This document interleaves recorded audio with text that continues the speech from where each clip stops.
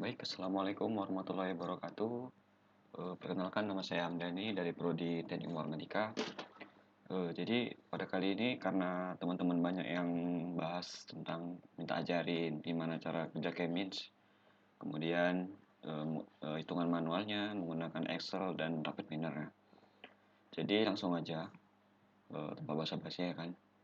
Di sini ini Rapid Miner sudah saya buka biar tidak terlalu lama pengerjaannya. Nah, di sini bentar ya.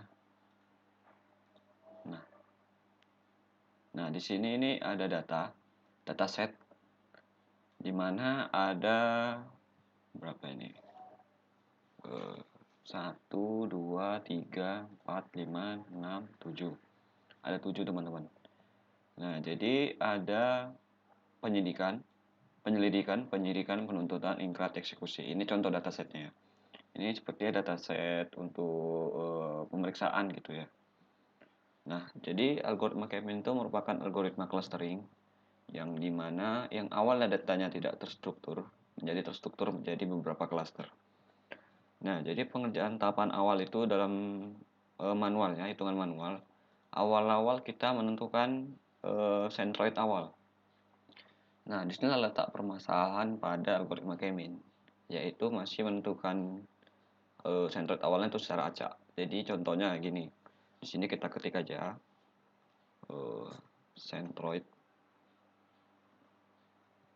centroid 1, ya kan, yang bawahnya centroid 2. Oke, bentar, Times New Roman.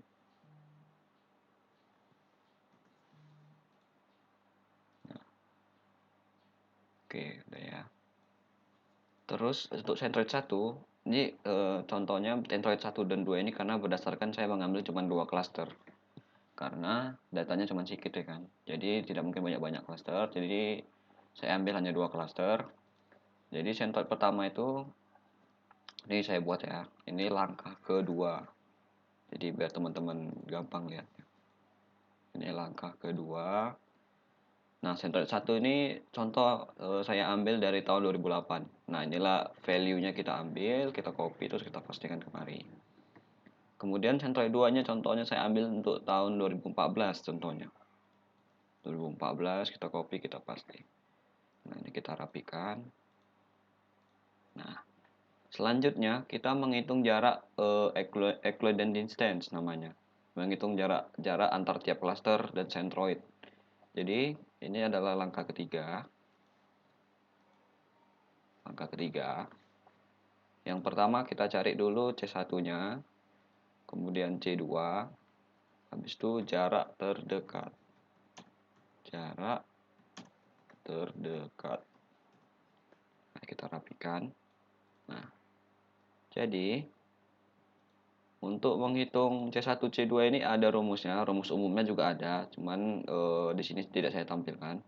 Jadi cara cepatnya untuk ngitung di Excel itu, kita kan ini ngambil C1, C2 karena kita cuma ngitung 2 klaster nih. Jadi rumus yang digunakan tuh kalau di Excel tuh sama dengan SQRT. Nah, ini udah ada, ini udah muncul. Kita tabkan saja. Nah, tab. Kan buka kurung lagi. Pilih yang awal ini, penyelidikan ini dikurang dengan centroid 1 karena kan kita masih ngitung C1 nih. Kemudian F4. Gunanya F4 apa? Untuk mengunci sel pada centroid 1. Gunanya nanti pas kita drag ke bawah dia kolomnya ini tidak ikut. Nanti kita tengok ya. Kemudian ada beberapa laptop yang bisa menggunakan F4 untuk kunci ataupun Fn plus F4 gitu. Kemudian tutup kurung, kita pangkatkan 2. Kita tutup kurung lagi, kita tambah. Buka kurung 2 kali, kemudian kita pilih yang penyidikan ini 2, dikurang dengan yang ini. Terus di F apa? Dikunci, kemudian tutup kurung, kita pangkatkan 2. Kita tambah lagi, kemudian kita pilih penuntutan. Kita buka kurung dulu ya. Kita buka kurung 2 kali. Penuntutan dikurang dengan yang Android 1 yang 35, kita kunci, kita tutup, kita pangkatkan 2. Ditambah, kita buka kurung lagi. Ingkarat kita itu terus kita kurangi dengan yang ini juga sama, kita pangkatkan 2. terus kita tambah yang terakhir, yang eksekusi kurang dengan yang ini, Fn F4, kita pangkatkan 2. Nah, kalau sampai sini kita enterkan aja. Oh, tutup kurungnya kurang ya. Sabar ya, kita tutup kurung dulu. Nah, oke, kita enter. Maka hasilnya keluar 4266. Coba kita drag, ini kan ada kursornya nih yang putih, kita pilih yang hitam ini, kita klik 2 kali. Nah, maka dia otomatis untuk menghitung ke bawah. Coba kita lihat yang ke bawah. Bisa tekan F2 untuk melihat rumusnya. Nah, jadi gunanya fungsi kunci ini adalah biar dia tidak pada saat kita klik 2 kali tadi, yang pindah hanya kolom yang ini. Nah, ini yang ini kan kita mau ngitung yang ini nih, yang datasetnya ini. Dan kita kurangkan dengan sentoid. Nah, sentoidnya kita kunci nih. Kalau nggak kita kunci dia bakal drag ke bawah ini, sampai sini-sini gitu, sampai di sini. Jadi kita kunci biar value-nya itu tidak berpindah. Nah, selanjutnya kita ngitung C2. Ini kita copy aja ke samping, nanti kita sesuaikan aja. Nah, kita F2 kan. F2 bisa atau kita ketik di formula juga bisa. Nah, jadi kan di sini kan masih ngambil yang awalnya kan E7 ini, kan ngambil yang penyidikan nih. Kita ganti jadi D7, kita ulangi lagi. Jadi ini D7. Nah, ini D7.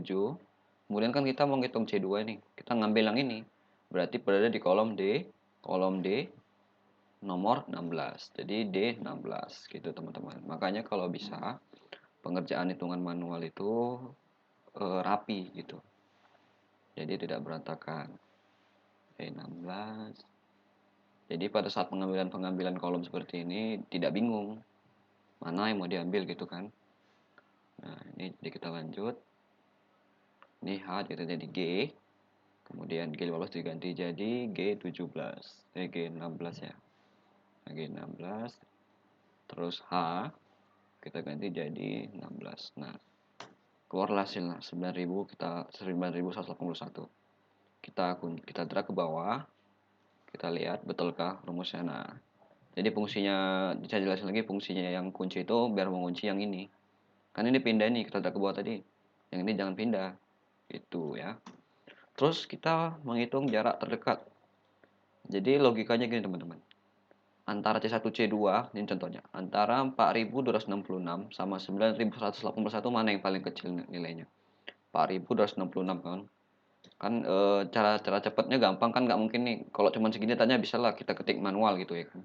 Jadi ada caranya, misalnya sama dengan min. Nah, ini min kita tabkan saja. Kita pilih 2 blok ini. Udah, kita enterkan saja. Nah, makanya muncul 4.266.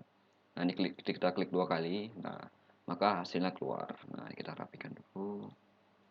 Nah, kemudian untuk langkah yang keempat,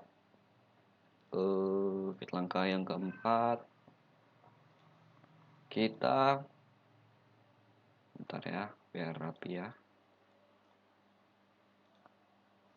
Iterasi hasil cluster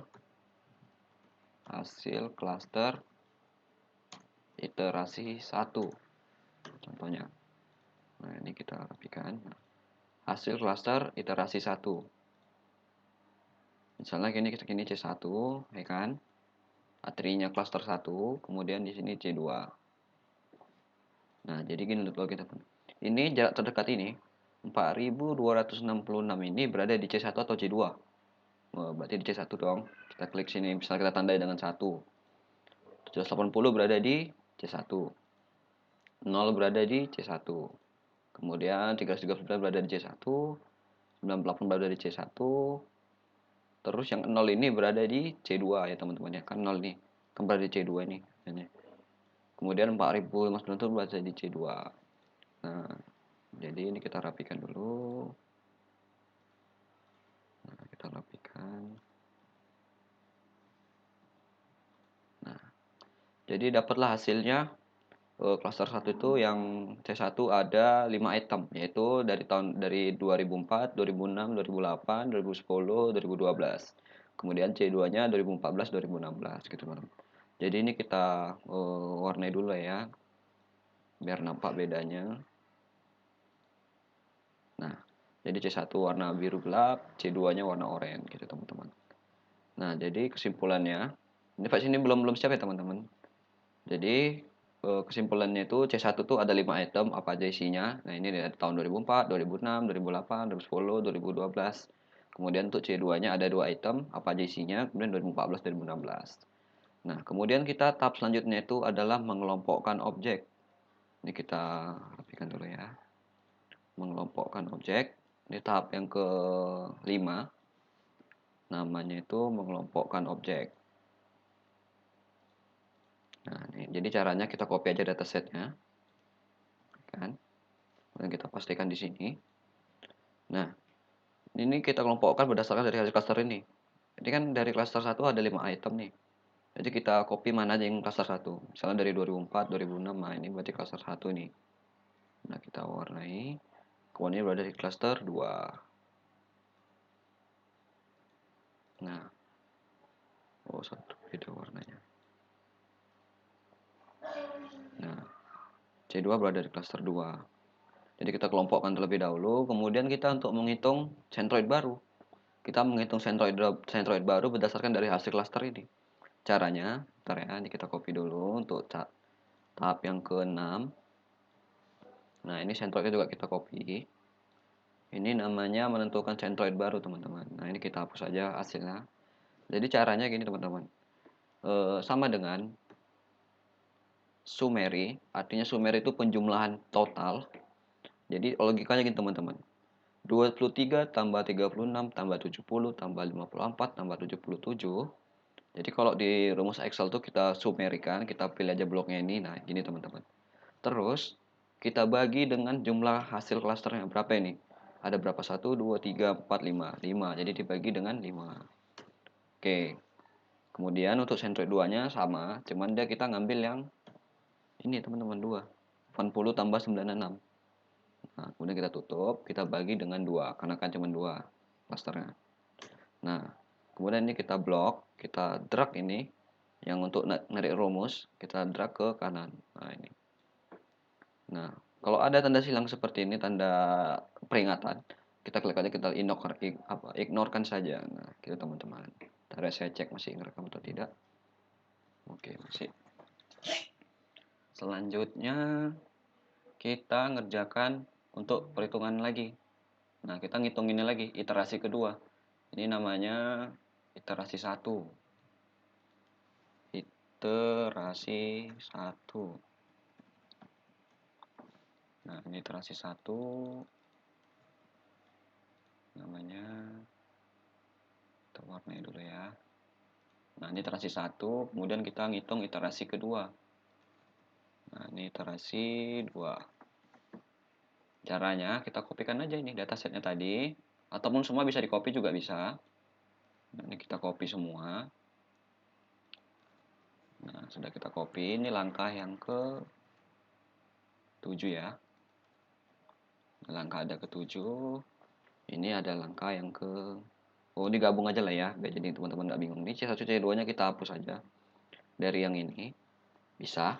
Karena kita, cara cepatnya kita ngambil rumus saja. Jadi kita F2 kan. Nah, logikanya kan, ini tetap nih, D38 tetap di sini. Tapi kan ini yang D15 yang masih ngambil yang ini, teman-teman. Nah, sedangkan kita udah centroid baru, jadi kita ngambil yang ini. Nah, jadi kita ngambil yang ini, yang 52, 32,8, 25,6, 19,8, 21 gitu.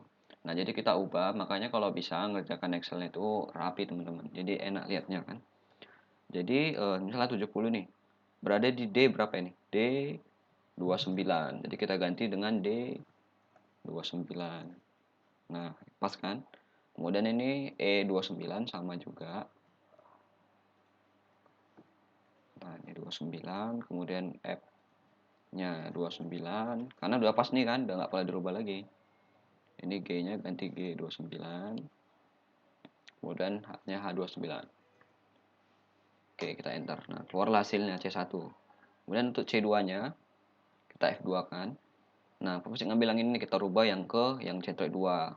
Berarti tadi kan D29 berarti D30 sekarang. Nah, kita tukar jadi D30. Kita tukar jadi D30. Kita tukar jadi D30. Ini juga jadi G30. Ini H30. Oke, sudah. Nah, baru kita blok dua-duanya, kita drag ke bawah. Nah, keluarlah hasilnya. Kan karena kita pakai rumus, jadi dia langsung otomatis gitu. Kemudian kita menghitung hasil klaster iterasi 2. Nah, ini kita copy aja. Taruh sini. Oh, kurang naik ya. Sini ya, biar rapi. Nah, ini kita ganti jadi hasil klaster iterasi 2. Nah, jadi kita hapus dulu. Nah, ini 2367 ini berada di C1. 154 berada di C1, 327 ada C1, 521 ada C1, kemudian 552 ada di C1, kemudian 1000 ini ada di C2, kemudian ada C2 juga. Nah, jadi misalnya gini teman-teman. Sabar ya, ini kita copy aja. Jadi kalau antara literasi 1 dan 2 udah sama, nah ini kan udah sama ini. Posisinya udah sama, hasilnya pun juga sama, maka untuk hitungan manual sudah selesai teman-teman. Untuk hitungan manual untuk algoritma K-mean. Tapi misalnya kita kerjakan nih, udah betul semua pengambilan datanya, hitungannya, tetapi jumlah ininya tidak sama dengan yang di atas, maka itu melanjutkan literasi 2, literasi 3 lagi, lanjut teman-teman. Kita mulai dari misalnya ini misalnya tidak sama ini. Kita mulai dari sini lagi, dari tahap kelima ini kita kelompokkan lagi, kita warnai lagi biar gampang kan. Mana yang beda, kita warnai, kita hitung lagi. Terus kita lanjut iterasi kedua gitu teman-teman. Kalau misalnya ada lebih dari iterasi ketiga gitu. Misalnya antara 1 dan 2 itu tidak sama gitu teman-teman. Jadi sampai sini udah selesai untuk hitungan manualnya. Jadi untuk rapid minernya gimana? Ini contohnya kita ubah sheetnya jadi hitungan manual. Itu contohnya. Hitungan manual. Kemudian ini untuk ke rapid miner. Sebenarnya untuk ngejakan K-mean ini nggak mesti rapid miner versi 10, versi 8 juga bisa, 5.3 juga bisa teman-teman. Cuman beda tampilan aja nanti. Nah, jadi yang diambil itu yang ini, dari tahun ini. Dari tahun. Kemudian kita copy rapid minernya ke sini. Jangan di sini ya teman-teman, jangan di sini maupun di sini, jangan. Mulai dari A1. Nah, ini A1 kita pastikan. Nah, kita rapikan dulu. Jadi untuk logikanya, untuk di logika di rapid minernya, jadi yang masuk perhitungan tuh hanya ini. Hanya 5 kategori namanya. Ada penyidikan, penuntutan, ingkrah, eksekusi. Jadi tahun ini kalau di rapid miner tuh sebagai ID. Jadi dia tidak masuk hitungan gitu teman-teman. Nah, ini kita save aja. Nah, selanjutnya, nah karena udah saya buka rapid miner ya. Jadi tampilan awal tuh seperti ini, kita pilih aja yang blank process. Nah, kita pilih, kemudian ada dua cara dalam pemasukan data di rapid miner, melalui repository bisa atau dari operator bisa. Kok dari operator biasa teman-temannya, saya seringan dari operator juga. Kemudian kita pilih aja read Excel. Nah, ini. Nah, kemudian algoritmanya kita gunakan apa? Clustering. Nah, cluster ada K-mean, K-mean H2O, semuanya banyak nih algoritma cluster. Nah, ini ada K-mean. Nah, sebenarnya untuk dua tahap ini sudah selesai, tapi biasanya kalau untuk skripsi itu diminta performance-nya.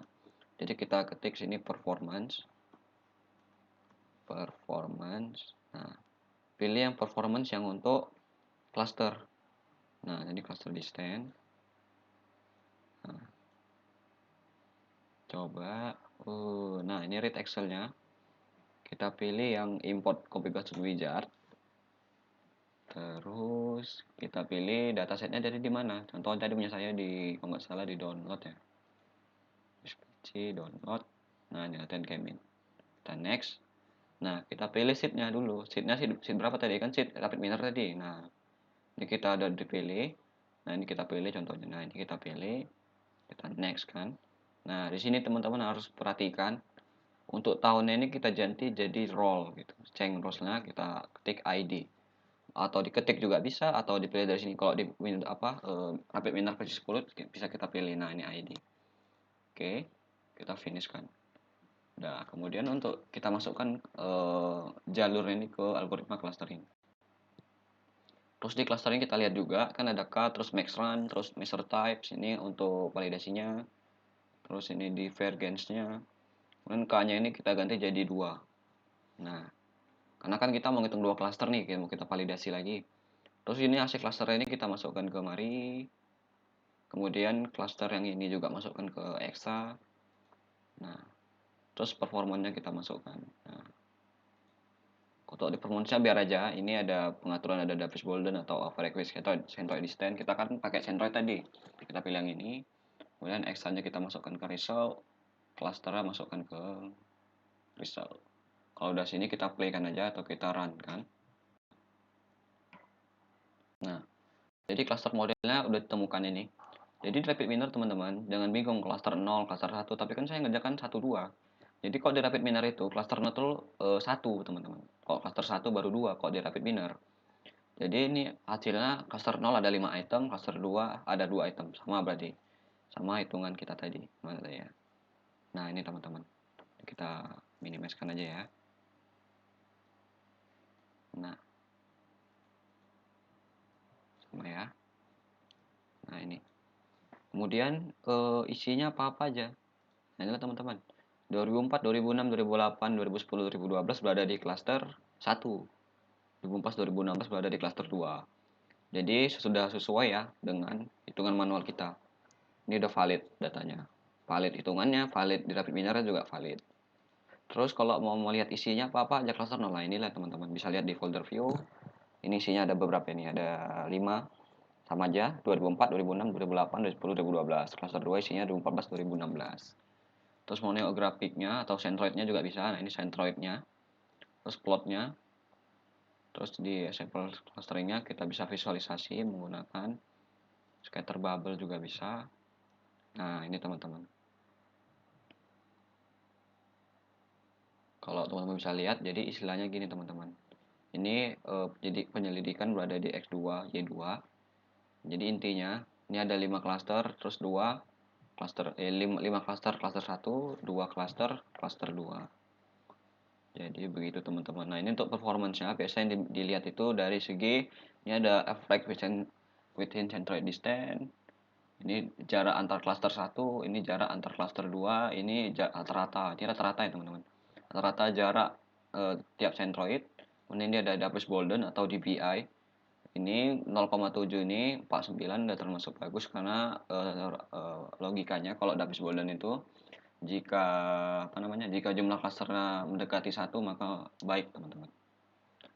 Nah, mungkin sampai sini aja untuk hitungan manualnya antara algoritma K-means dan rapid miner. Semoga Nah, semoga bermanfaat bagi teman-teman. Lebih kurangnya saya mohon maaf. Semoga teman-teman mengerti dengan penjelasan saya. Sekian, assalamualaikum warahmatullahi wabarakatuh. Dadah.